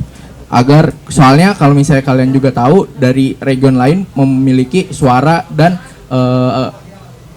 masa yang besar juga. Jadi kalau bisa jangan dikesampingkan seperti itu. Terima kasih banyak. Oke, langsung menjawab. Jadi ini pertanyaan yang penting juga mengenai kepercayaan. Saya sama-sama menyetujui bahwa terkait sowan itu nggak bisa dijadikan patokan utama hanya untuk meningkatkan kepercayaan gitu. Dan saya percaya bahwa wajah BEM FTI itu nggak cuma di saya dan Boy, nggak cuma saya dan wakil saya gitu. Wajah BEM ada di nanti ke pengurus-pengurus BEM. Terus gimana cara membangun kepercayaan? Seorang pengurus BEM FTI harus bisa menjadi role model untuk teman-temannya. Saya nggak peduli dia sering maksudnya sering nongkrong kah atau enggak kah, tapi dia tetap harus bisa jadi role model dulu, itu yang pertama. Ketika dia sudah bisa jadi role model, dibawa ke tongkrongan pun nggak akan jadi malu-maluin, kasarnya gitu loh. Gitu. Perihal nongkrong atau enggak nongkrong, saya rasa ini budaya gitu. Dan ini sesuatu yang sebenarnya perlu dibentuk, bukan sesuatu yang perlu dipaksakan gitu kan. Karena memang nggak akan bisa dipaksakan. Jadi kita percaya bahwa kita menanamkan orientasi dulu ke internal BEM bahwa Anda adalah seorang pengurus BEM dan Anda harus bisa menjadi role model. Ketika Anda sudah menjadi role model, Anda akan mendapat kepercayaan gitu. Ketika Anda sudah mendapat kepercayaan, apapun yang dilaksanakan insya Allah bisa terwujud gitu kan. Prinsipnya seperti itu, makanya memang soal nggak bisa dijadikan itu. Orientasi internal itu penting untuk ditanamkan di pengurus kita, bahwa kita harus bisa jadi role model gitu. Percuma juga kita sering sowan, tapi kalau sowannya nggak berbobot juga ya buat apa juga, nggak akan menanamkan kepercayaan gitu kan. Sederhananya kayak gitu sih. Kemudian yang kedua tadi pertanyaannya? Akan saya tanggapi untuk yang pernyataan Depok sentris. Gini, saya di sini dan memberanikan diri karena saya ingin menyuarakan nih suara regional lain gitu. Jadi gimana BEM ini bisa melakukan atau mendengar suara-suara dari region lain. Jadi bukan hanya Depok dan Depok lagi gitu. Jadi gimana mungkin dengan salah satunya tadi bisa dibilang dengan silaturahmi, walaupun silaturahmi bisa dibilang bukan menjadi patokan utama gitu ya. Dengan melakukan pendekatan seperti nongkrong pun, tapi ketika di tongkrongan atau nongkrong ada bobotan yang memang bisa dibahas gitu dengan baik, itu menurut saya menjadikan salah satu pendekatan emosional. Baik lagi, pendekatan emosional bisa dibentuk dan dibangun gitu ya. Terima kasih. Ada tambahan? Dan terkait untuk menghilangkan istilah Depok sentris ini, saya yakin bahwa istilah Depok sentris ini muncul karena salah satunya kegiatan yang sering dilaksanakan di Depok, dan kedua sedikitnya benefit yang dirasakan dari region lain. Saya rasa seperti itu. Saya yakin kalau misalkan region lain bisa merasakan benefit nih yang kita sampaikan dari BEM, mungkin kita bisa mengikis nih sedikit yang namanya Depok sentris. Minimal kita hal yang bisa kita usahakan adalah memberikan benefit yang lebih nih ke region-region yang nggak di Depok gitu. Kita mengadakan proker-proker yang memang dan kita nggak ngunjungin cuma sekedar proker gitu loh. Kalau pendekatan ya pastilah pendekatan gitu kan. Sowan ya pasti sowan gitu. Itu udah jadi budaya. Tapi gimana cara kita bisa ngasih benefit gitu. Kalau perihal terpusat di Depok, ini muncul karena kita kurang ngasih benefit sih saya rasa. Kita nggak ngasih benefit ke teman-teman di region lain kayak gitu. Baik, dari panelis maupun masyarakat ada yang ingin menanggapi lagi? Oke, buat ketua dan wakil siap DO nggak? Terima kasih. Silakan ditanggapi. Siap DO atau enggak? Pertanyaan yang sangat subjektif ya sebenarnya. Dikatakan siap DO atau enggak, kita sebenarnya harus tahu dulu DO karena apa gitu. Kalau saya baik-baik aja terus di DO kampus, ya saya nggak siap gitu. Saya tuntut balik kampusnya, orang saya nggak salah terus saya di DO untuk apa. Tapi kalau memang ternyata ya saya punya latar belakang yang baik untuk di DO entah misalkan di DO-nya karena saya melakukan pelanggaran untuk diri saya sendiri ya saya terima aja. Tapi kalau saya misalkan di DO karena kamu membela kamu nih ngadain aksi begini, notabene saya membantu menyuarakan masyarakat terus saya di DO, ya saya nggak siap, saya akan tuntut gitu. Kalau saya prinsipnya seperti itu, karena ketika saya mengaca pada diri saya ketika memang saya pantas untuk mendapatkan sebuah katakanlah azab gitu ya, sanksi azab gitu. Kalau memang saya pantas, saya legowo, saya terima azabnya gitu. Tapi kalau saya merasa saya enggak, dan saya biasanya pasti diskusi dulu sebenarnya kayak gini bener atau enggak sih. Kalau memang iya emang bener lu pantas di SP, ya udah saya ngapain bela diri saya lagi gitu. Kalau jawaban saya situ sebenarnya subjektif sih, ini saya yakin ini pertanyaan pribadi saya aja. Mungkin Boy punya jawaban lain. Menyambung dari pernyataan Gandhi tadi, ketika siap di DO atau enggak, pasti jawabannya enggak kan. Tapi bagaimana kita bisa melihat kita di DO ini karena apa gitu. Ketika dibilang tadi karena aksi, membawa FTI segala macam, tapi ini kita ajukin loh ke kampus menggunakan jalur birokrasi dan diplomasi kembali lagi. Ketika memang sudah diajukan dan kampus memang menolak mentah-mentah, itu gimana kita memutar otak untuk bisa kampus ini mendengar dan tidak melakukan pembungkaman gitu loh. Nah itu sih seperti itu kalau jawaban dari saya. Jadi bukan suatu hal DO itu harus siap atau enggak, tapi bagaimana kita bisa melakukan yang terbaik gitu untuk masyarakat. Itu cukup. Ada tambahan dari. Karena begini, ketika saya menyerah dan ya udah saya di DO aja, artinya saya menyerah untuk memperjuangkan suara teman-teman juga kayak gitu. Jadi terbaik ya, karena ketika saya udah bukan jadi mahasiswa Gunadarma lagi, ya saya bukan jadi ketua BEM gitu. Ya kalau udah jadi ketua BEM, apa yang mau saya belain, suara siapa yang mau saya suarain gitu. Ya jadi saya akan tetap menuntut gimana caranya. Makanya itu ketika saya menyerah nih, ya udah DO aja, berarti saya menyerah juga untuk memperjuangkan suara teman-teman kayak gitu. Terima kasih. Boleh lagi nggak? Ya, silakan. Narasi apa sih yang kalian inginkan ke dekan atau warek dan yang lain-lain tahu kampus kita gitu? Sebelum kita yang ke Kemendikbud kemarin aja jawabannya yang balikin ke kampus. Ketika kalian menuntut, nah pertanyaan paling akhir nih, siap DO apa enggak? Iya atau enggak? Udah tanpa alasan, iya atau enggak? Terima kasih. Silakan untuk menanggapi. Luar biasa ya pertanyaannya. Siap DO atau enggak? Enggak. Saya enggak akan menyerah. Oke. Baik, ada yang ingin bertanya kepada paslon? Kenapa? Oh, ada yang nanya. Silakan. Saya akan membacakan pertanyaan yang berasal dari Instagram, yang berasal dari akun yang bernama Agung X Purwoko. Pertanyaannya yaitu berkaitan dengan edukasi, standar konten apa yang akan paslon gunakan dan apa tolak ukur keberhasilan konten tersebut? Ya, silakan untuk paslon menanggapi pertanyaan.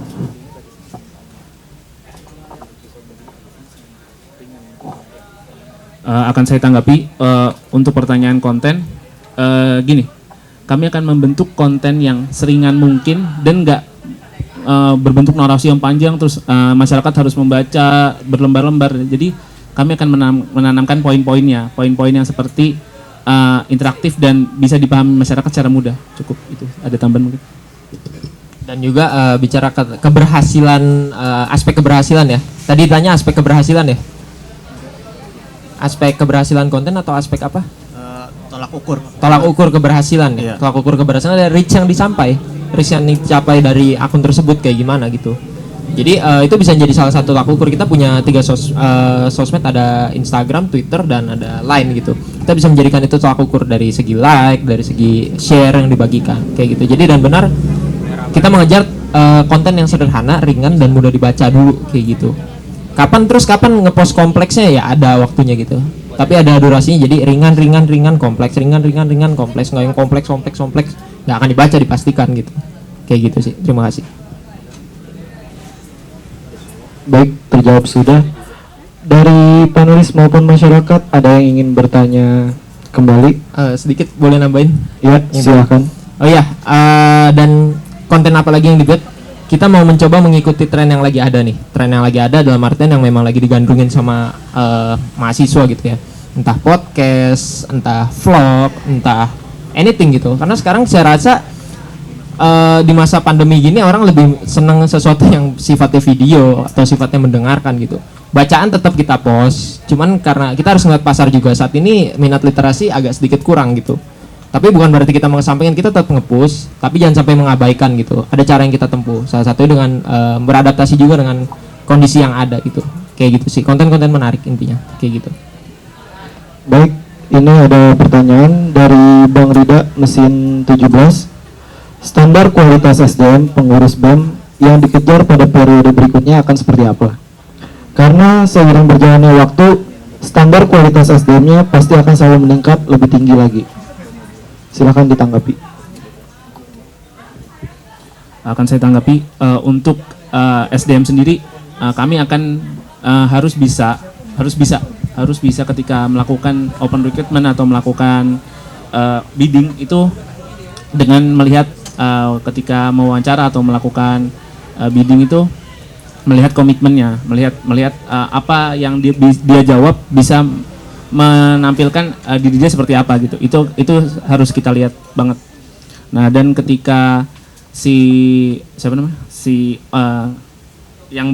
staf yang baru atau pimpinan ini itu bisa mencerminkan BMFT ini sebagai role model yang baik gitu, bukan sebagai role model yang buruk. Ketika buruk, maka harus dipertimbangkan kembali. Seperti itu. Ditambahan mungkin. Dan juga kita memiliki beberapa aspek yang harus dipenuhi gitu nantinya, yaitu seperti salah satu pilar misi kita yaitu komunikatif, proaktif, dan profesional gitu. Dalam artian setiap pengurus BEM harus memahami apa maksudnya komunikatif, proaktif, dan profesional gitu. Nah, dalam hal ini menjadi sebuah rantai lingkaran gitu ya. Dalam artian gini, ketika ditanya kriteria seperti apa yang dipengen, tentunya kriteria yang sebaik mungkin gitu. Kita harus selektif. Tapi ketika kita dihadapkan dengan problema, ternyata SDM-nya nggak sesuai, SDM-nya ya udah kita pengen oprek 20 yang daftar 22 gitu kan. Nah, ini kan jadi problem gitu kan. Jadi problem. Seperti yang tadi saya sampaikan, kita kembangkan yang ada. Kita kembangkan yang ada dan kita harus menanamkan 3 orientasi. Karena ini akan menjadi rantai lingkaran dalam arti gini, contohnya aja kampus negeri, teman-teman pasti tahu UI gitu. UI yang daftar ribuan tiap tahun gitu. Kenapa yang pada daftar UI? Karena UI bagus. Karena UI bagus yang daftar banyak. Karena yang daftar banyak UI bisa selektif. Karena bisa selektif meningkatkan kualitas kampus. Karena kualitas kampus meningkat, banyak lagi yang daftar. Udah aja tuh, lingkaran circle itu akan terus berputar. Makanya gimana caranya kita menyaring SDM? Ya selektif pasti. Tapi ketika selektif nggak bisa ya pengembangan gitu. Jawabannya pengembangan kayak gitu. Apakah Anda bersedia mengundurkan diri ketika masyarakat meminta Anda mundur dari kepemimpinan BEM Fakultas Teknologi Industri? Silakan. Terima kasih pertanyaannya. Kebetulan ini pertanyaannya sama ya dengan pertanyaan yang di awal kalau nggak salah. Jadi nggak apa-apa kita jawab lagi. Ketika kita tidak mengusahakan sebaik mungkin, tidak mengusahakan semampu kita dan menjadi tuntutan dari masyarakat untuk turun, kita siap turun. Sederhananya gitu. Kita nggak mau mempertahankan ego kita, karena apa sih ego yang dipertahankan dari seorang KBEM dan Wakabem gitu. Kita semua punya visi yang baik. Saya yakin setiap orang punya visi yang baik itu, hanya saja mungkin caranya beda. Dan saya percaya apa yang saya visi dan misikan mungkin akan menjadi sesuatu yang baik ketika terlaksana. Permasalahannya adalah kalau kita nggak ngusahain, kita nggak melakukan integrasi, kita nggak ngelakuin usaha semaksimal mungkin, dan kita nggak menjalankan yang namanya sinergisitas, ya udah kita siap turun gitu. Karena kita gagal gitu. Dan kami percaya ketika kami turun, masyarakat mungkin ketika melakukan tuntutan sudah memiliki ibaratnya backing pengganti yang role model yang lebih baik daripada kami gitu. Jadi seperti itu sih. Salah satu komitmen kami kalau ketika memang kami mengecewakan, kami pun akan mengajak, oh ya udah ini mengecewakan ya kita cari dulu nih siapa menggantinya yang memang berkomitmen gitu. Percuma kita dilengserin kalau misalkan ternyata nggak ada yang gantiin juga. Gitu sih. Terima kasih. Baik, dari panelis maupun masyarakat, ya silakan. Mike. Oke, terima kasih pada moderator. Ini mungkin ada pertanyaan yang fundamental tapi tidak kita bahas dari tadi, soal pengembangan SDM. Ya kan, soal pengembangan SDM yang dimana sebenarnya pengembangan SDM ini merupakan pilar penting dari sebuah organisasi. Jadi pengembangan SDM ini yang menciptakan penerus-penerus, menciptakan kadar-kadar keberlangsungan organisasi yang ada di FTI, dan juga ini kan menghasilkan suatu SDM yang kompeten dalam bidangnya, dan juga karena sudah kompeten itu akan menghasilkan suatu karya ataupun suatu implementasi yang baik. Nah, sekarang ini dari pertanyaan yang ingin saya mau tanyakan ke pasangan calon ini, apa kira-kira kegiatan yang ingin kalian lakukan untuk pengembangan SDM ini, ya kan? Karena pengembangan SDM ini, karena satu sisi kita tahu semua dalam himpunan punya kegiatannya dalam pengembangan SDM-nya, ya kan? Semua himpunan punya cara masing-masing.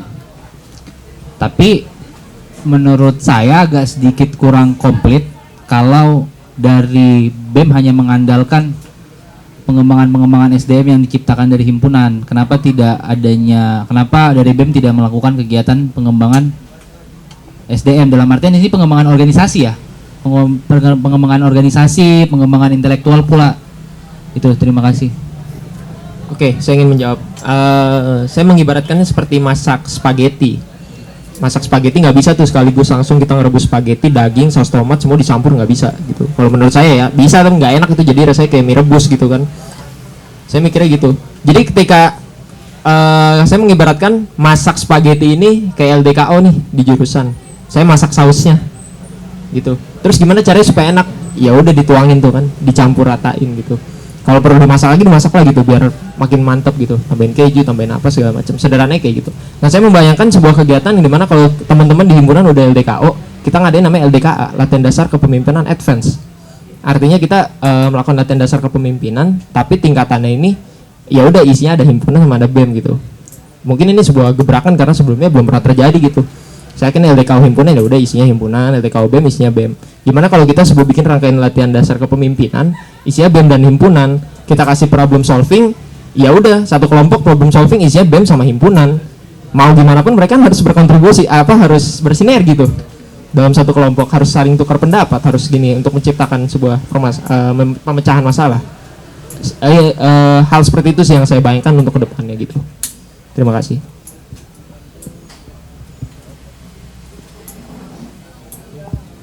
Baik, ada yang ingin menanggapi lagi?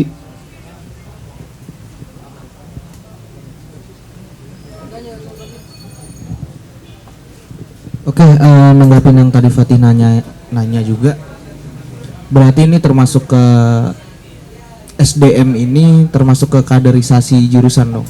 Kaderisasi jurusan, kaderisasi tingkat lanjut. Oke, berarti kaderisasi di kita kan masih nggak legal ya? Nggak legal nih. Dari kalian ingin mempertanggungjawabkan itu atau mau ikut pihak kampus yang tidak melaksanakannya? Gitu. Terima kasih. Silahkan ditanggapi. Oke, ini pertanyaan yang saya rasa dari zaman dahulu kala ini sepertinya, dan pertanyaannya akan selalu bersifat subjektif. Saya rasa setiap orang akan punya jawaban yang berbeda. Pertama, saya selalu mencari tahu kenapa sih kita nggak dilegalin. Itu pertanyaan yang penting gitu. Kenapa kita nggak dilegalin? Kampus ngasih jawaban dong.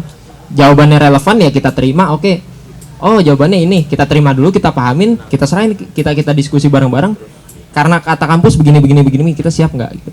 Tapi ketika nanti jawabannya ini nggak relevan gitu, ya udah karena memang nggak boleh ya kita lawan gitu. Kalau ditanya siap bertanggung jawab, saya ditanya siap bertanggung jawab nggak? Saya harus tahu dulu apa yang saya tanggung jawabin. Saya nggak mau jadi orang yang cuman ibaratnya mengikut kapal gitu, terus nanti karena percayalah ketika saya hanya ngikut-ngikut dong, oh iya gue tanggung jawab gitu, terus kapalnya hancur, ya udah saya mah pasti kabur gitu. Saya harus tahu dulu apa yang saya tanggung jawabin. Ketika saya tahu apa yang saya siap bertanggung jawab gitu. Pasti pengen bertanya kan, jawabannya siap atau enggak, ya siap gitu. Asal saya tahu apa yang saya ditanggung jawabin. Kayak gitu. Kalau misalnya yang ditanggung jawab ini kan pertanyaannya jadi subjektif sifatnya. Jadi kalau misalnya pertanyaannya, boy ngebunuh orang nih, kamu siap nggak bertanggung jawab? Lah kalau kayak gitu siapa yang mau nanggung jawabin orang ngebunuh orang gitu kan? Makanya saya harus tahu dulu apa yang saya tanggung jawabin gitu. Apalagi kalau ini memang sifatnya kaderisasi untuk pengembangan teman-teman himpunan, ya saya siap gitu. Kalau memang ini sifatnya kaderisasi, dan saya percaya itu sifatnya kaderisasi gitu. Dan sifatnya baik. Saya siap bertanggung jawab dan siap berjuang untuk bukan hanya bertanggung jawab tapi memperjuangkan kelegalannya kayak gitu loh. Tapi memang tentu akan jadi langkah panjang, nggak bisa karena harus ada win-win solution juga, dari kampus ngasih solusi, dari kita juga ngasih solusi nih. Prinsipnya sih kayak gitu. Terima kasih. Misal kampus nggak mau dengar dan tetap itu, berarti dari kalian siap melaksanakan acara ilegal yang didukung masyarakat dan tidak disetujui kampus. Saya siap ketika nempel. Nah, ini konteksnya nggak dilegalin ya, nggak dilegalin. Tapi saya percaya bahwa di acara itu nggak ada yang aneh-aneh. Ya saya siap bertanggung jawabkan gitu. Saya percaya kok apa yang dilaksanakan himpunan bukan sesuatu yang aneh-aneh gitu. Saya percaya itu gitu. Kayak gitu sih. Ya, silakan. Mau nanggepin ya perihal masalah kaderisasi dan sebagainya tadi ya. Kan kalau kaderisasi itu menjadi salah satu poin vital nih yang penting dalam sebuah organisasi atau keberlanjutan hal-hal yang sifatnya wadah. Nah kalau kita nggak lagi bicara tentang berandai-andai, kita nggak lagi bicara tentang seakan-akan nantinya bakal kayak gimana, kita bicara tentang hari ini, dimana kaderisasi terutama regenerasi kedepannya yang pasti ditujuin untuk menjadi sosok-sosok pemimpin baru yang akan datang ke depannya kan. Sementara hari ini kita berada pada satu problem, pada satu masalah, calonnya aja sekarang cuma berdua doang, nggak ada lawannya. Entah itu apakah terjadi karena memang kayak tadi kalian bilang nggak punya kesadaran untuk berpolitik, kesadaran untuk ikut campur tangan dan kontribusi dalam organisasi ini, terutama BEM fakultas.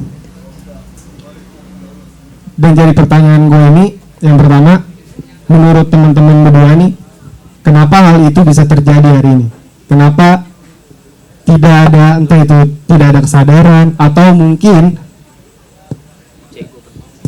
BEM fakultas ini malah nggak punya ketertarikan untuk yang lain, sehingga pada akhirnya cuma muncul sosok tunggal doang dalam pemilihan hari ini.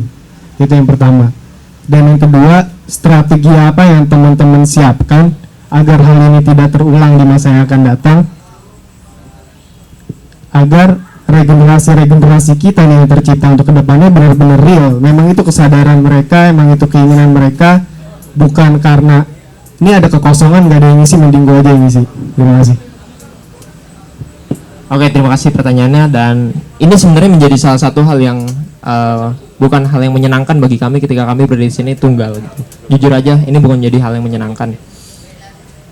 Kita dihadapkan kondisi di mana saya berhadapan dengan kotak kosong, dan saya tidak akan memaksa teman-teman untuk memilih saya ketika memang saya tidak berkompeten dan tidak meyakinkan teman-teman. Silakan pilih kotak kosong, dan kita akan menunggu lagi siapa yang dapat memenuhi persyaratan seperti itu. Dan ini adalah sebuah sistem yang memang dilaksanakan juga di Indonesia. Pertanyaannya, mengapa bisa terjadi hal itu? Pertama, perlu kamu bermanfaat bagi sekitar kamu, entah dengan cara kamu mengembangkan diri kamu sendiri aja, karena kamu situ udah membawa nama fakultas. Jadi bukan sifatnya kewajiban yang mungkin serasanya nggak kewajiban gitu.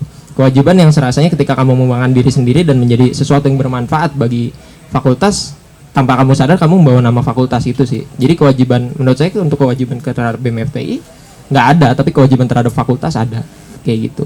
Menurut saya itu. Dari gue tambahan. Untuk tanggung jawab sendiri, benar tadi apa yang Gani bilang, tanggung jawab pada diri sendiri dulu. Ketika tanggung jawab pada diri sendiri kita nggak bisa bertanggung jawab, gimana dia bisa bertanggung jawab untuk yang lebih besar? Itu satu. Tapi di sini juga kita gimana bisa menumbuhkan tanggung jawab masyarakat akan fakultasnya sendiri gitu. Juga itu harus menjadi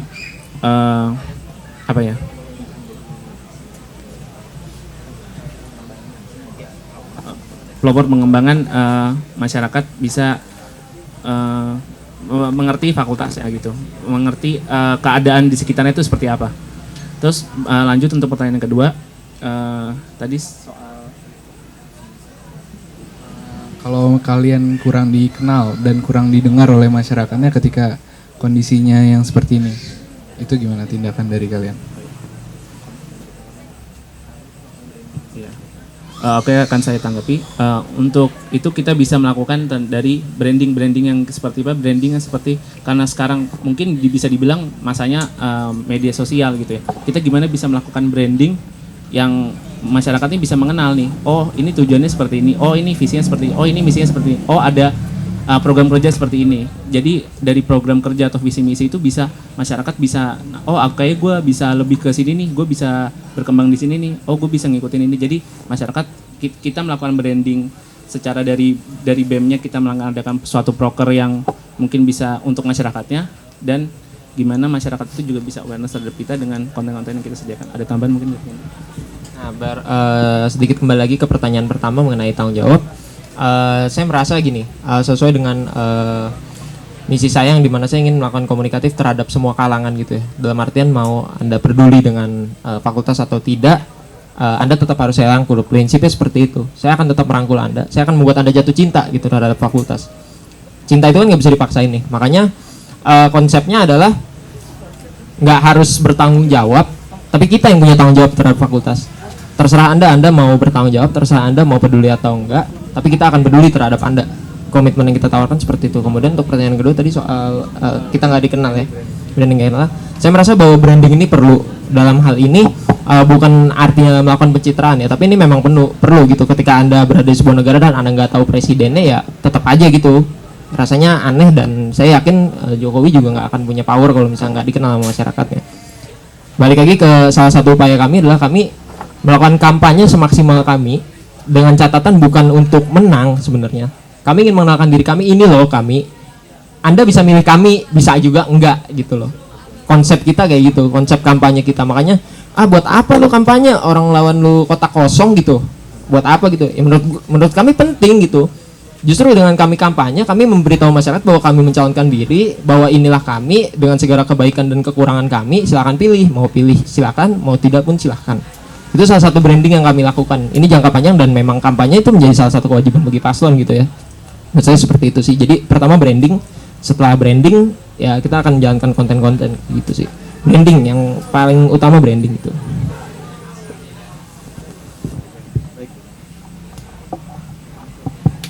Baik, terima kasih atas waktunya dan kehadirannya untuk semua. Sebelum saya tutup, izinkan kami berdiri untuk menutup sesi debat pada malam hari ini. Dan teruntuk masyarakat Fakultas Teknologi Industri, kami mengingatkan sekali lagi bahwa gunakanlah hak suara kalian pada tanggal 31 Agustus 2020. Karena suara kalian akan menentukan gimana masa depan FTI ini, dan kira-kira FTI ini bakal dibawa kemana gitu. Oleh sebab itu, pergunakanlah hak suara kalian sebaik-baik mungkin. Kurang lebihnya mohon maaf. Oh ya udah. Baik. Dipersilakan untuk paslon memberikan closing statement. Oke, jadi closing statement dari kami selaku pasangan Gandhi dan Anugrah.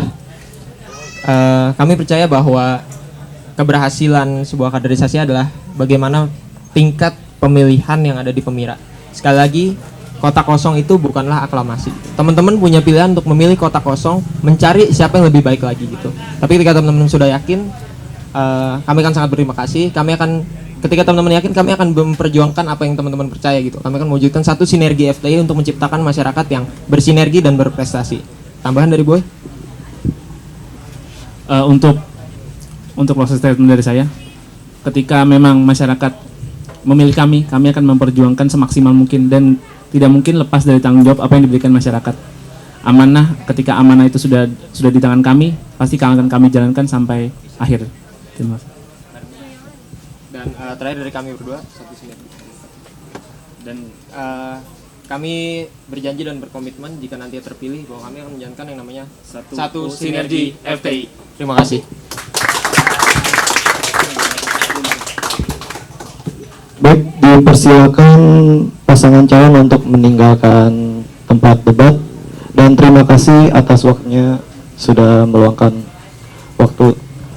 Ya, silakan. Saliman sih. Tolong ya. Terima kasih ya. Anja.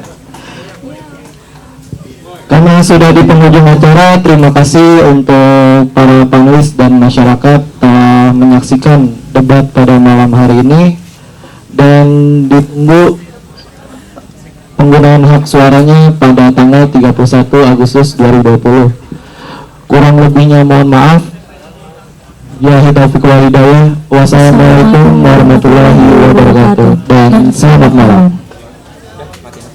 Acara kami kembalikan kepada MC. Silakan.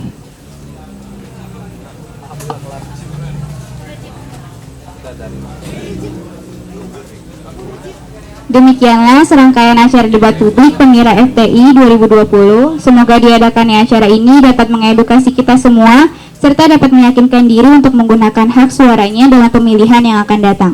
Saya Aurelia Harmudani selaku pembawa acara pada hari ini mengucapkan terima kasih dan mohon maaf yang sebesar-besarnya apabila ada kata yang kurang berkenan di hati para hadirin. Marilah kita tutup acara ini dengan mengucapkan hamdalah, alhamdulillahirrabbilalamin. Setelah acara ini ditutup, akan ada sesi foto bersama panitia, pasangan calon, dan panelis. Billahi taufiq wal hidayah. Wassalamualaikum warahmatullahi wabarakatuh.